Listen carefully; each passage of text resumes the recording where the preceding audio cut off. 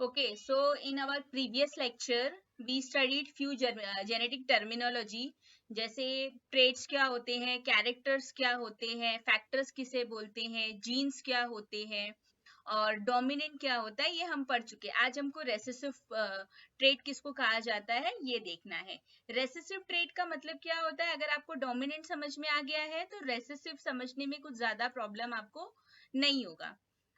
As you all know, कि मैंने जैसे कल आपको एग्जाम्पल दिया था कि in a classroom when there are two student, एक स्टूडेंट जो है वो कैसा है, गुंडा है। जैसे कि suppose this one is a गुंडा, जिसको हम लोग कैपिटल टी से बता सकते हैं, ठीक है।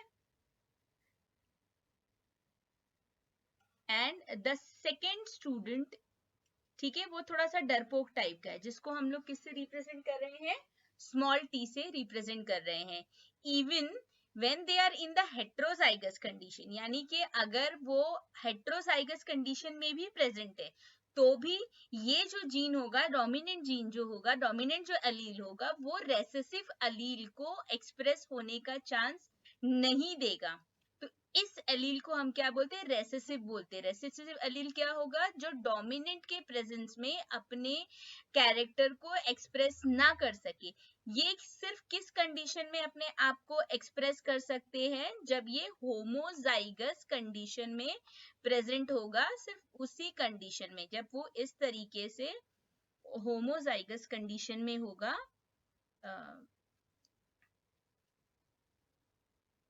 तभी वो अपने आप को एक्सप्रेस कर पाएगा, ठीक है।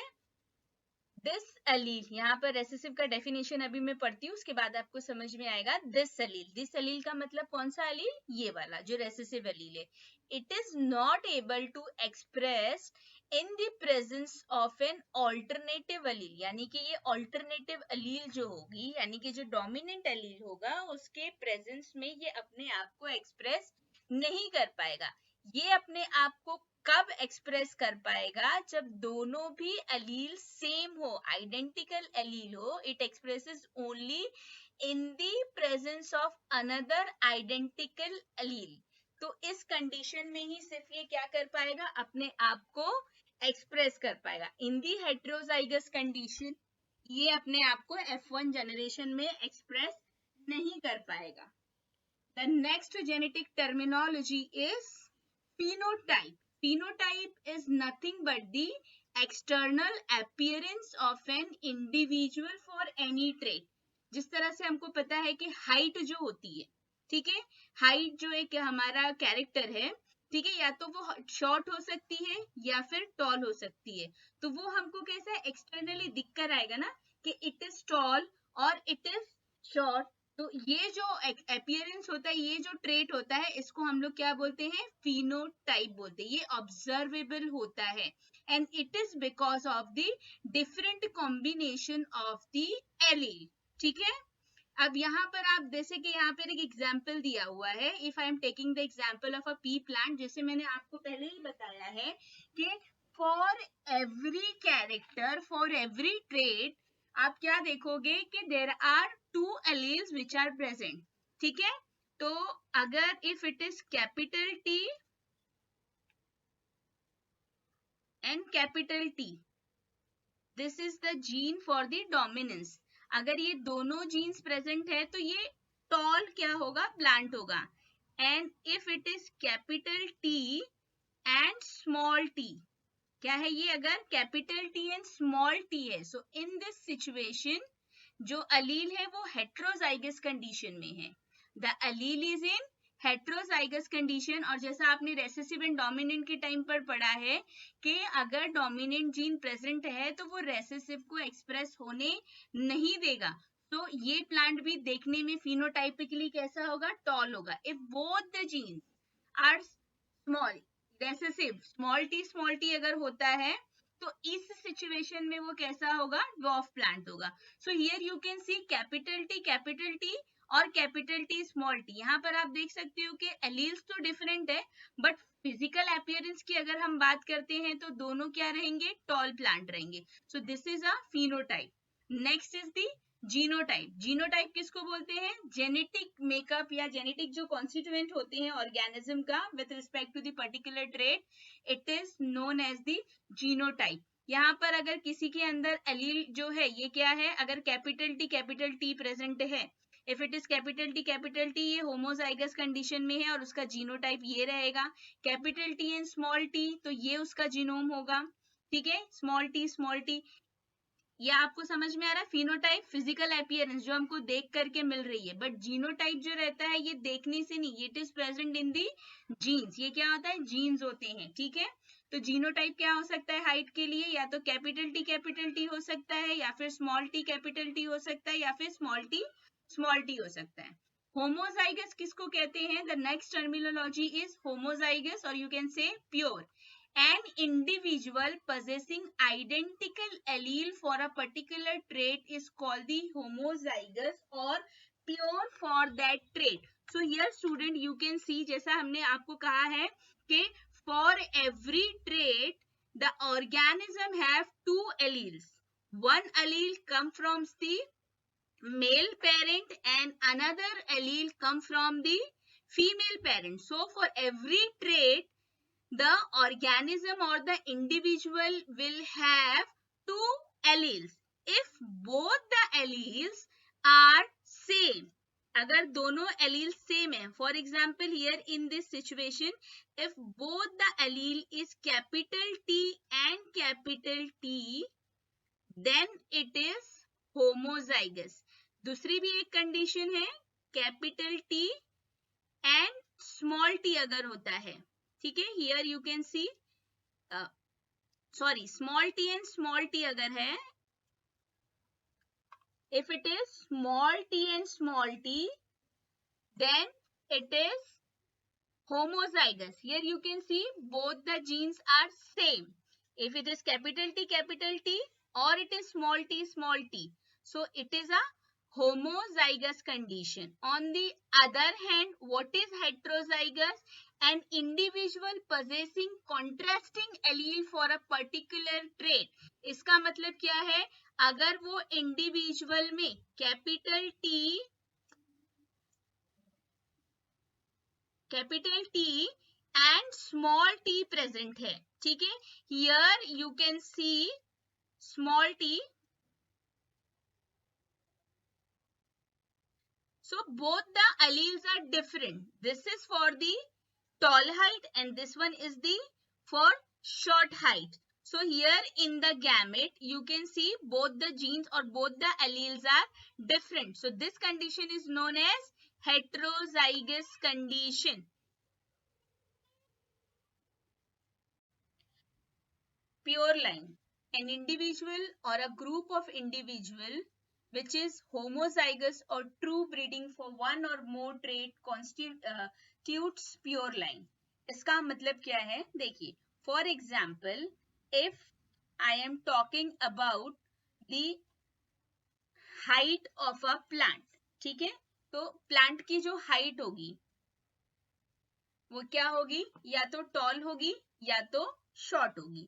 सो प्लांट की हाइट अगर टॉल है, फिनोटाइपिकली अगर हम लोग बात करते हैं, तो फॉर दी टॉलनेस क्या होगा? या तो उसका के अंदर कैपिटल टी ये दो जीन होंगे, या फिर capital T and small T. In both the condition the plant will be toll. ये दोनों कंडीशन में प्लांट क्या है हमारा? वो टॉल होगा. And in the second condition short कब होगा? If it is small T and small T. So यहाँ पर ये जो हमारा प्लांट होगा ये शॉर्ट होगा. हमने पीछे जो जेनेटिक टर्मिनोलॉजी पढ़ी है उसके हिसाब से हमको पता है कि capital T and capital T, if I am talking about this and this, small T and small T, ये होमोजाइगस कंडीशन है हमारी.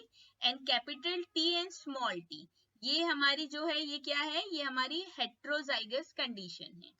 इन दी होमोजाइगस कंडीशन ये दोनों क्या है? प्योर लाइन है, ठीक है.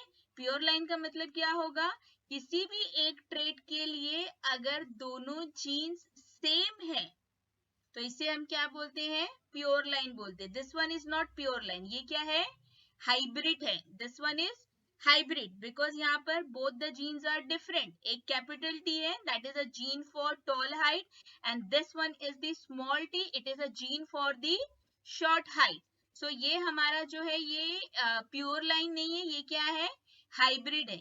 ये दोनों क्या है, प्योर लाइन है। When they will produce a gamete, दोनों में से कोई भी जीन जाए, गैमेट में क्या आने वाला है हमारे पास में, सेम जीन ही आने वाला है, टॉलनेस का ही जीन आएगा, और अगर ये कंट्रीब्यूट करते हैं तो शॉर्टनेस के लिए ही जीन आएगा। So they are known as the pure line. Pure line किसको बोलते हैं, समझ में आया स्टूडेंट्स आपको, वो प्लांट जिनमें किसी पर्टिकुलर ट्रेट के लिए सेम एलील्स प्रेजेंट होते हैं। सेम एलील्स अगर प्रेजेंट है, अगर वो होमोजाइगस कंडीशन में है, then they are known as pure line. The pure line plant will produce only one type of a gamete. Okay. The next terminology is monohybrid.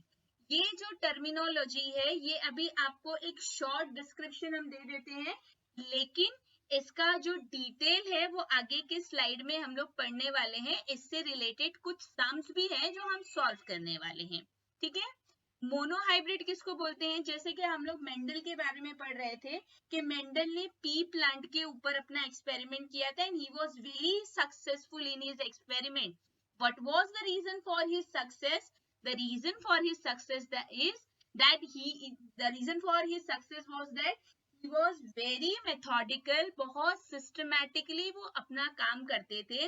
वो हर एक चीज का quantitative as well as qualitative record रखते थे।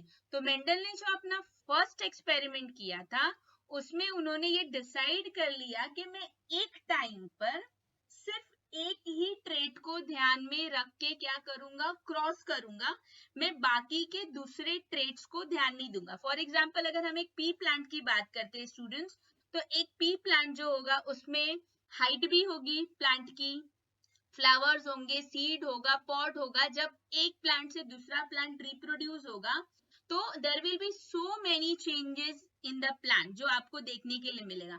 But what Mendel decided, Mendel ने क्या decide किया, Mendel ने ये डिसाइड किया कि मैं एक टाइम पर एक ही ट्रेट को स्टडी करूंगा। जैसे कि फर्स्ट ही डिसाइडेड कि I will study the height of the plant. तो मेंडल ने सिर्फ हाइट पर फोकस किया कि what changes are taking place in the height in the next generation. बाकी फ्लावर के शेप में, कलर में क्या चेंजेस आ रहे हैं, पॉड के शेप में क्या चेंज आ रहा है, सीड में क्या चेंजेस आ रहा है, वो सारी चीजें उन्होंने इग्नोर करके सिर्फ और सिर्फ किस पर ध्यान दिया, उन्होंने सिर्फ और सिर्फ एक ही ट्रेट हाइट पर ध्यान दिया। तो what is monohybrid cross, a cross between two pure line parent. Pure line parent किसको बोलते हैं पता है ना आपको, दो पेरेंट लिया, एक को उन्होंने क्या किया, मेल पेरेंट कंसीडर किया, और वो जो मेल पेरेंट था वो प्योर लाइन होंगे। एक जो होगा वो होगा कैपिटल टी, ठीक है, और दूसरा जो पेरेंट वो small T and small T.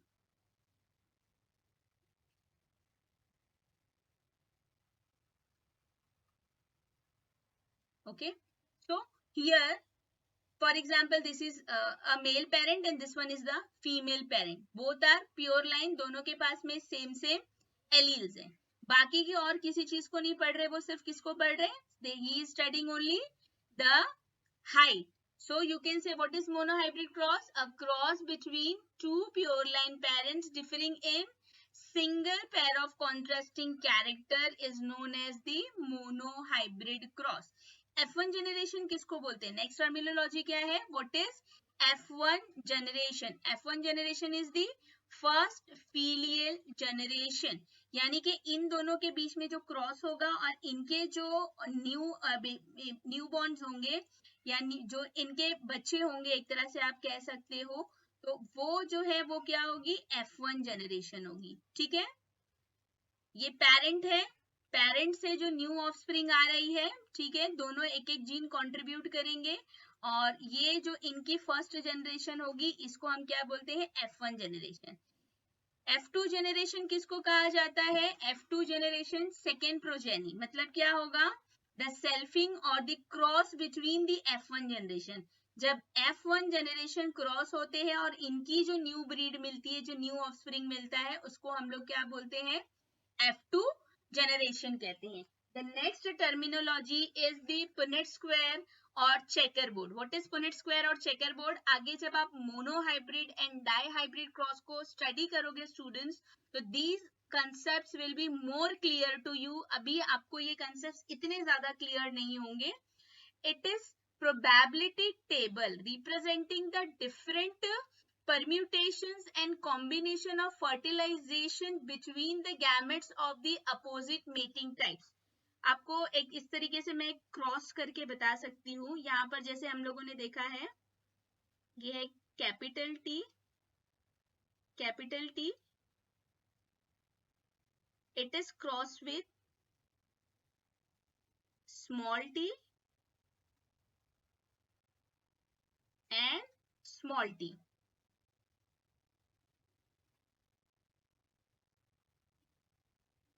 Okay, so here one parent, both the parents are pure line, one is tall and another one is short।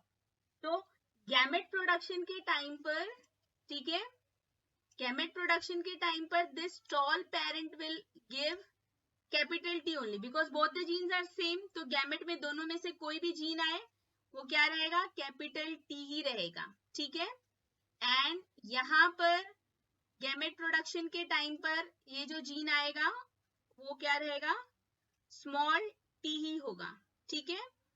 तो जब ये दोनों फ्यूजन होगा इनका और जो न्यू ऑफस्प्रिंग मिलेगी आपको, that new offspring will have capital T and small T. This is the first F1 generation और you can say first filial generation.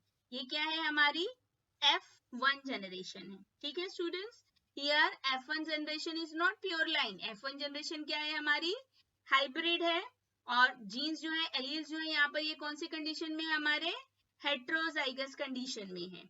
So when the crossing of F1 generation will take place, देखो यहाँ पर F1 generation है capital T small T, it is cross with another F1 generation, उसका भी कैसा होगा? Allele क्या होगा? Capital T and small T.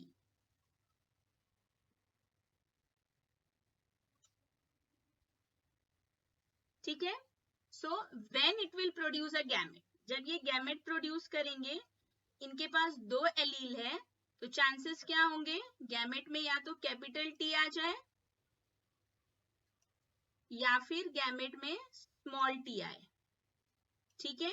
Same probability will be here also in the gamete, या तो कैपिटल टी आएगा या फिर स्मॉल टी आएगा।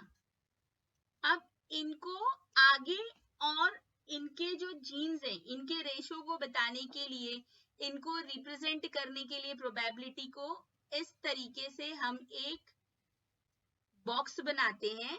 ये चीजें आपको आगे स्टूडेंट्स और क्लियर होगी। ये जस्ट आपको पुनेट स्क्वायर क्या है ये एक्सप्लेन करने के लिए मैं बता रही हूँ। आगे इसको हम और डिटेल में करेंगे।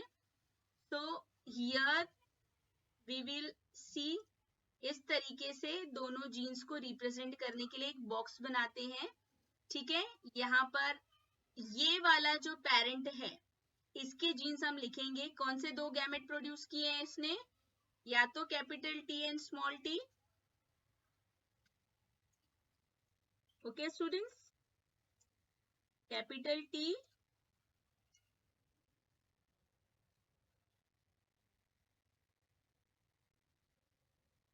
And small T, okay. And ये वाला जो पेरेंट है, इसके गैमेट भी हम यहाँ पर लिखेंगे capital T and small T.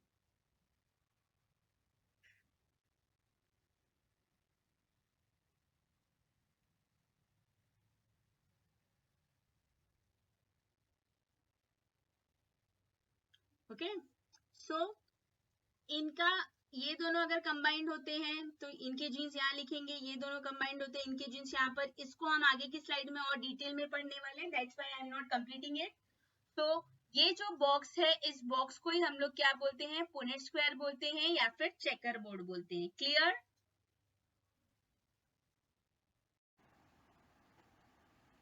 Homologous chromosome, homologous chromosome किसको कहा जाता है?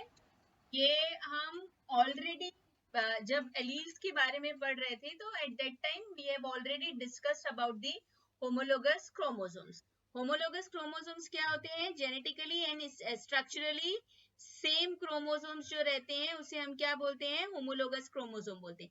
For example here for this is chromosomes, ठीक है, ये भी एक क्रोमोसोम नंबर 1 है, ये भी क्रोमोसोम नंबर 1 है। वी हैव 2 क्रोमोसोम्स, ठीक है। हर क्रोमोसोम के हमारे पास में क्या होता है? एक पेयर होता है, one is paternal and another one is maternal, ठीक है। तो हर क्रोमोसोम हमारे पास क्या होगा? पेयर में होगा। So here you can see both the chromosomes are similar, एकदम सेम है दिखने में, मॉर्फोलॉजिकली भी एंड स्ट्रक्चरली रिप्रेजेंट करने के लिए मैंने यहाँ पर आपको 2 जीन्स बनाए हैं, ठीक है। For example this red colour gene is for the height of a plant. तो सेम लोकस पे, सेम पोजीशन पे यू कैन सी कि क्या है, सेम जीन्स प्रेजेंट है, gene for the height. And second one is for example it is for the seed colour. तो same locus पर, same position पर क्या है, सेम जीन सीड कलर के लिए प्रेजेंट है। So this is structurally as well as morphologically same chromosome.